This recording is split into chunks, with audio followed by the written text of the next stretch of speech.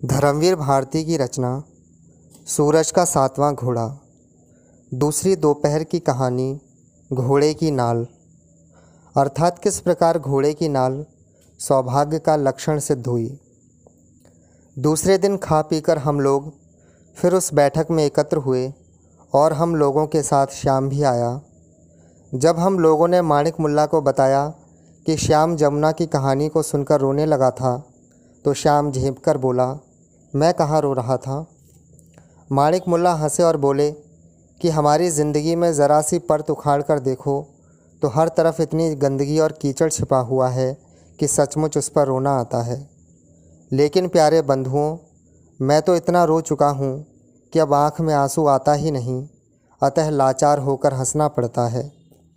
एक बात और है, जो लोग भावुक होते हैं और सिर्फ रोते हैं वे रो धोकर रह जाते हैं, पर जो लोग हंसना सीख लेते हैं वे कभी कभी हंसते हंसते उस ज़िंदगी को बदल भी डालते हैं। फिर खरबूजा काटते हुए बोले, हटाओ जी इन बातों को, लो आज जौनपुरी खरबूजे हैं, इनकी महक तो देखो, गुलाब मात है। क्या है श्याम, क्यों मुंह लटकाए बैठे हो। अजी मुंह लटकाने से क्या होता है, मैं अभी तुम्हें बताऊंगा कि जमुना का विवाह कैसे हुआ। हम लोग तो यह सुनना ही चाहते थे, अतः एक स्वर में बोल उठे, हाँ हाँ, आज जमुना के विवाह की कहानी रहे। पर माणिक मुल्ला बोले, नहीं, पहले खरबूजे के छिलके बाहर फेंकाओ। जब हम लोगों ने कमरा साफ कर दिया तो माणिक मुल्ला ने सबको आराम से बैठ जाने का आदेश दिया। ताख पर से घोड़े की पुरानी नाल उठा लाए और उसे हाथ में लेकर ऊपर उठाकर बोले, यह क्या है। घोड़े की नाल। हम लोगों ने एक स्वर में उत्तर दिया, ठीक। माणिक मुल्ला ने जादूगर की तरह नाल को आश्चर्यजनक तेज़ी से उंगली पर नचाते हुए कहा, यह नाल जमुना के वैवाहिक जीवन का एक महत्वपूर्ण स्मृति चिन्ह है। तुम लोग पूछोगे कैसे, वह मैं पूरे विस्तार में बताता हूँ। और माणिक मुल्ला ने विस्तार में जो बताया वह संक्षेप में इस प्रकार है। जब बहुत दिनों तक जमुना की शादी नहीं हो पाई और निराश होकर उसकी माँ पूजा पाठ करने लगी और पिता बैंक में ओवरटाइम करने लगे, तो एक दिन अकस्मात उनके घर दूर की एक रिश्तेदार रामो बीबी आईं और उन्होंने बीज छीलते हुए कहा, हरे राम राम, बिटिया की बाढ़ तो देखो, जैसन नाम तैसन करनी, भादों की जमुना असफाटी पड़त है। और फिर झुककर माँ के कान में धीमे से बोली, एकर बिया हुआ कहीं तय नहीं कियो। जब माँ ने बताया कि बिरादरी वाले दहेज बहुत मांग रहे हैं, कहीं जात पर जात में दे देने से तो अच्छा है कि माँ बेटी गले में रस्सी बांधकर कुएं में गिर पड़ें, तो रामो बीबी फ़ौरन तमक कर बोली, कैसी कुभाखा जिभिया से निकालत हो जमुना की अम्मा, कहत कुछो नहीं लगत। और कुएं में गिरें तुम्हारे दुश्मन, कुएं में गिरें अड़ोस पड़ोस वाले, कुएं में गिरें तन्ना और महेश्वर दलाल, दूसरे का सुख देख के जिनके हिया फाटत हैं। बहरहाल हुआ यह कि रामो बीबी ने फ़ौरन अपनी कुर्ती में से अपने भतीजे की कुंडली निकाल दी और कहा, बखत पड़े पर आदमी के काम आवत है, जो हारे गाढ़े कभो काम ना आवे वो आदमी के रूप में जानवर है। अभी हमार भतीजा है, घर का अकेला, न सास न ससुर न ननद न जेठानी, कौनो किचाइन नहीं है घर में। नानाओं के नाम जागीर लिख गए हैं, घर में घोड़ा है, तांगा है, पुराना नामी ख़ानदान है, लड़की रानी महारानी अस बिलसी हैं। जब शाम को जमुना की माँ ने यह खबर बाप को दी तो उसने सामने से थाली सरका दी और कहा, उसकी 2 बीवियाँ मर चुकी हैं, तिहाजू है लड़का, मुझसे 4-5 बरस छोटा होगा। थाली काहे खिसका दी, खाओ मेरी बला से। क्यों नहीं ढूंढ लाते, जब लड़की की उम्र मेरे बराबर हो रही है तो लड़का कहाँ से 11 साल का मिल जाएगा। इस बात को लेकर पति और पत्नी में बहुत कहानी सुनी हुई। अंत में जब पत्नी पान बनाकर ले गई और पति को समझाकर कहा, लड़का तिहाजू है तो क्या हुआ, मर्द और दीवार जितना पानी खाते हैं उतना पुख्ता होते हैं। जब जमुना के द्वारे बारात चढ़ी तो माणिक मुल्ला ने देखा और उन्होंने उस पुख्ता दीवार का जो वर्णन किया उससे हम लोग लोटपोट हो गए। जमुना ने उसे देखा तो बहुत रोई, जेवर चढ़ा तो बहुत खुश हुई। चलने लगी तो यह आलम था कि आँखों से आंसू नहीं थमते थे और हृदय में उमंगें नहीं थमती थीं। जब जमुना लौटकर मायके आई तो सभी सखियों के यहाँ गई। अंग अंग पर जेवर लदा था, रोम रोम पुलकित था और पति की तारीफ़ करते ज़बान नहीं थकती थी। अरे कम्मो, वो तो इतने सीधे हैं कि जरा सी 3-5 नहीं जानते, जैसे छोटे बच्चे हों। पहली दोनों के मैके वाली सारी जायदाद लूट ले गए, नहीं तो धन का फाट पड़ता था। मैंने कहा, अब तुम्हारे साले साली आवेंगे तो बाहर से ही विदा करूँगी, तुम देखते रहना। तो बोले, तुम घर की मालकिन हो, सुबह शाम दाल रोटी दे दो बस, मुझे क्या करना है। 24 घंटा मुँह देखते रहते हैं, जरा सी कहीं गई बस सुनती हो, ओ जी सुनती हो, अजी कहाँ गई। मेरी तो नाक में दम है कम्मो। मोहल्ला पड़ोस वाले देख देख कर जलते हैं। मैंने कहा, जितना जलोगे उतना जलाऊंगी। मैं भी तब दरवाज़ा खोलती हूँ जब धूप सिर पर चढ़ाती है। और ख़याल इतना रखते हैं कि मैं आई तो 250 रुपये ज़बरदस्ती ट्रंक में रख दिए। कहा, हमारी कसम है जो इसे ना ले जाओ। लेकिन जमुना को जल्दी ही ससुराल लौटना पड़ा, क्योंकि एक दिन उसके बाप बहुत परेशान हालत में रात को 8 बजे बैंक से लौट कर आए तो बताया कि हिसाब में 127 रुपया 13 आने की कमी पड़ गई है। अगर कल सुबह जाते ही उन्होंने जमा न किया तो हिरासत में ले लिए जाएंगे। यह सुनते ही घर में सियापा छा गया और जमुना ने झट ट्रंक से नोट की गड्डी निकालकर छप्पर में खोस दी। और जब माँ ने कहा, बेटी उधार दे दो, तो ताली माँ के हाथ में देकर बोली, देख लो ना संदूक, उसमें 2-4 दुवन्नियाँ पड़ी होंगी। लेकिन जमुना ने सोचा, अगर बला टल गई तो टल गई, आखिर बकरे की माँ कब तक खैर मनाएगी। इतना तो पहले लुट गया है, अब अगर जमुना भी माँ बाप पर लुटा दे तो अपने बाल बच्चों के लिए क्या बचाएगी। अरे माँ बाप क्या दिन के हैं, उसे सहारा तो उसके बच्चे ही देंगे ना। यहाँ पर माणिक मुल्ला कहानी कहते कहते रुक गए और हम लोगों की ओर देखकर बोले, प्यारे मित्रों, हमेशा याद रखो कि नारी पहले माँ होती है, तब कुछ और।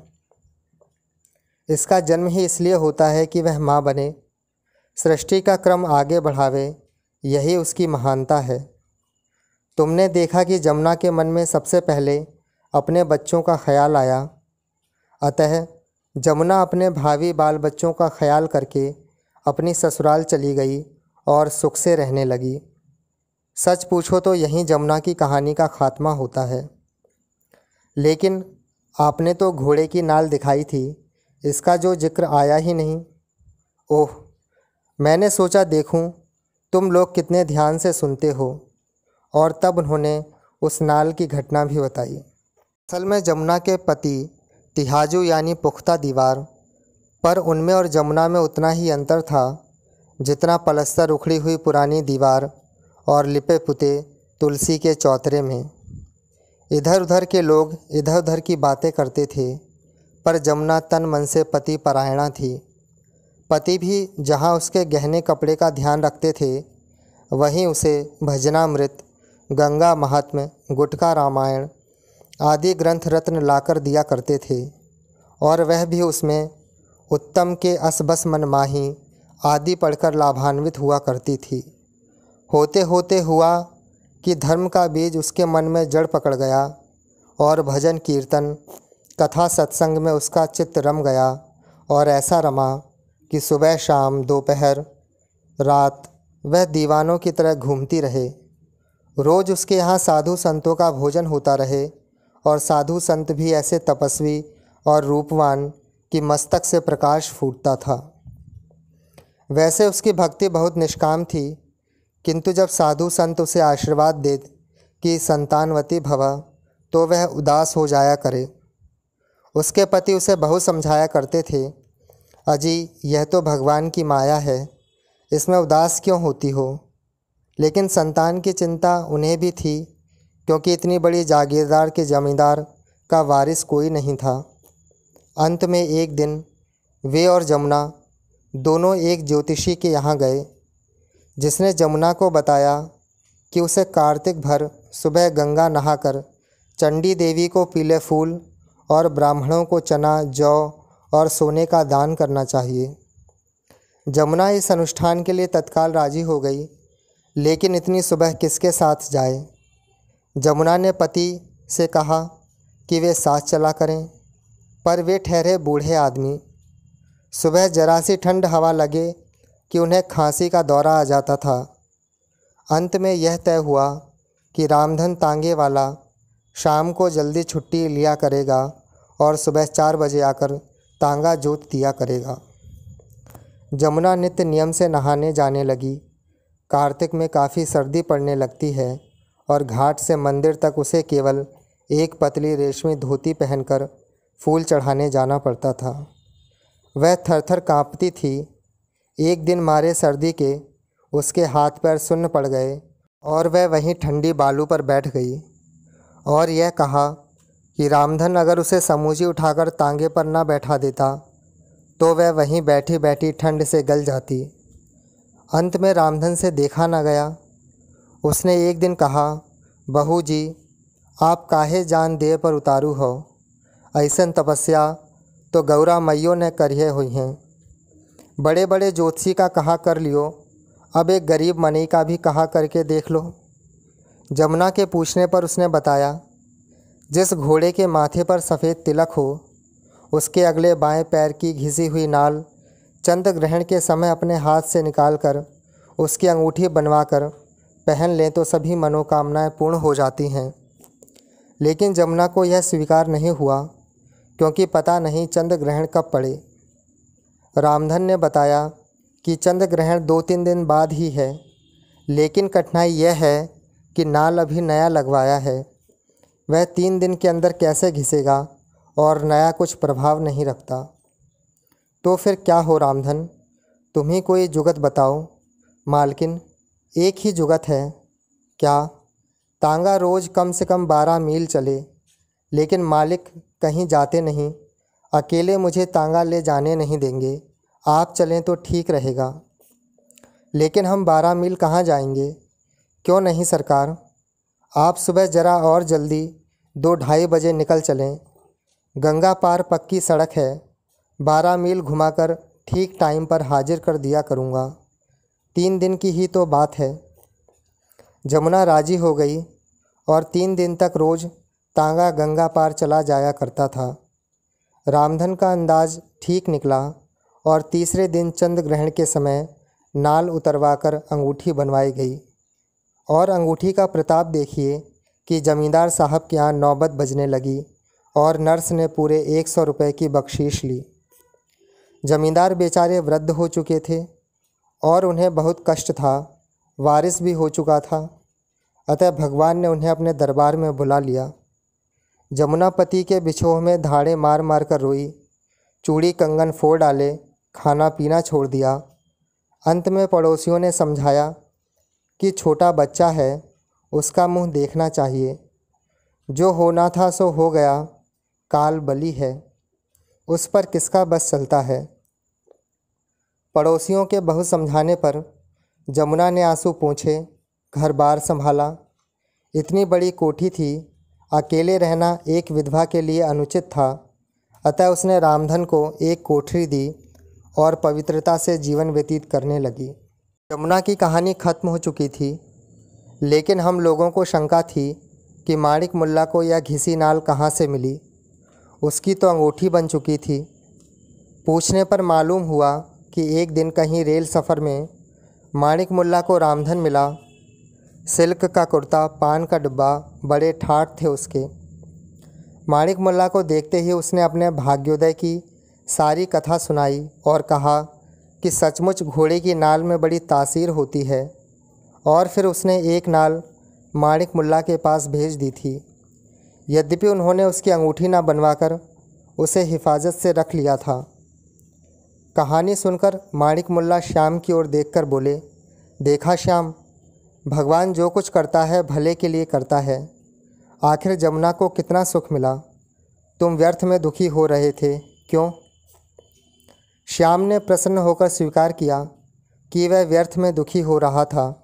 अंत में माणिक मुल्ला बोले, लेकिन अब बताओ इससे निष्कर्ष क्या निकला?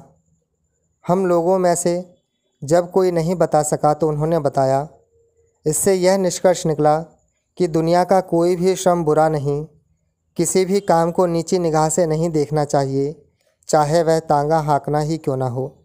हम सबों को इस कहानी का यह निष्कर्ष बहुत अच्छा लगा और हम सभी ने शपथ ली कि कभी किसी प्रकार के ईमानदारी के श्रम को नीची निगाह से ना देखेंगे, चाहे वह कुछ भी क्यों ना हो। इस तरह माणिक मुल्ला की दूसरी निष्कर्षवादी कहानी समाप्त हुई। अनध्याय। जमुना की जीवन गाथा समाप्त हो चुकी थी और हम लोगों को उसके जीवन का ऐसा सुखद समाधान देखकर बहुत संतोष हुआ।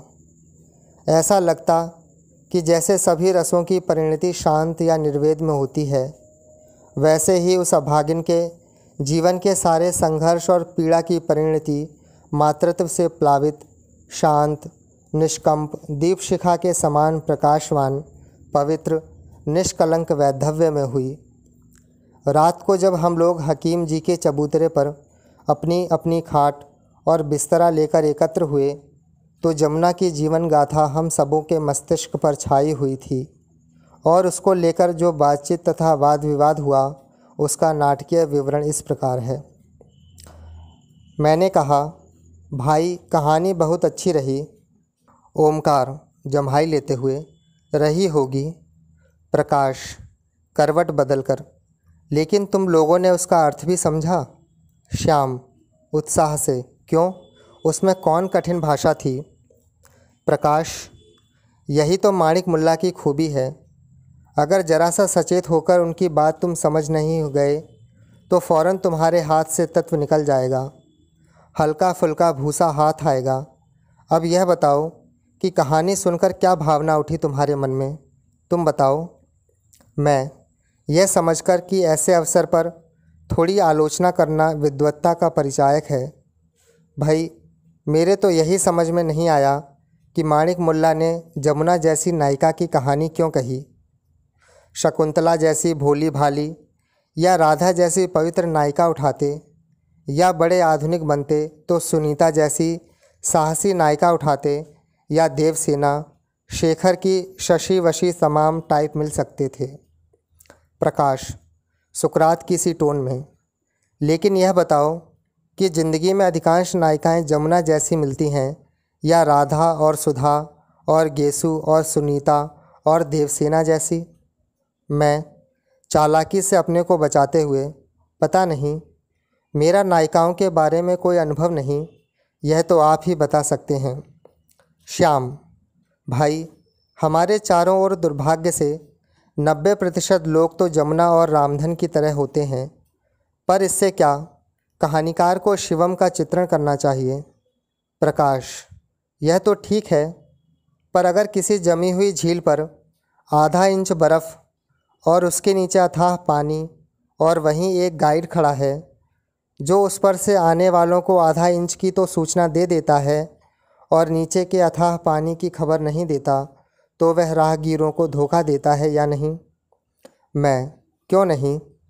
प्रकाश, और अगर वे राहगीर बर्फ़ टूटने पर पानी में डूब जाएं, तो इसका पाप गाइड पर पड़ेगा ना? श्याम, और क्या? प्रकाश, बस माणिक मुल्ला भी तुम्हारा ध्यान उस अथाह पानी की ओर दिला रहे हैं जहाँ मौत है, अंधेरा है, कीचड़ है, गंदगी है। या तो दूसरा रास्ता बनाओ, नहीं तो डूब जाओ। लेकिन आधा इंच ऊपर जमी बर्फ़ कुछ काम ना देगी। एक और नए लोगों का यह रोमानी दृष्टिकोण, यह भावुकता, दूसरी ओर बूढ़ों का थोथा आदर्श और झूठी अवैज्ञानिक मर्यादा। सिर्फ आधे इंच बर्फ़ है जिसने पानी की खूंखार गहराई को छिपा रखा है। मैं, ओमकार ऊब जाते हैं, सोचते हैं कब यह लेक्चर बंद हो। प्रकाश उत्साह से कहता है, जमुना निम्न मध्य वर्ग की भयानक समस्या है। आर्थिक नींव खोखली है। उसकी वजह से विवाह, परिवार, प्रेम सभी की नींवें हिल गई हैं।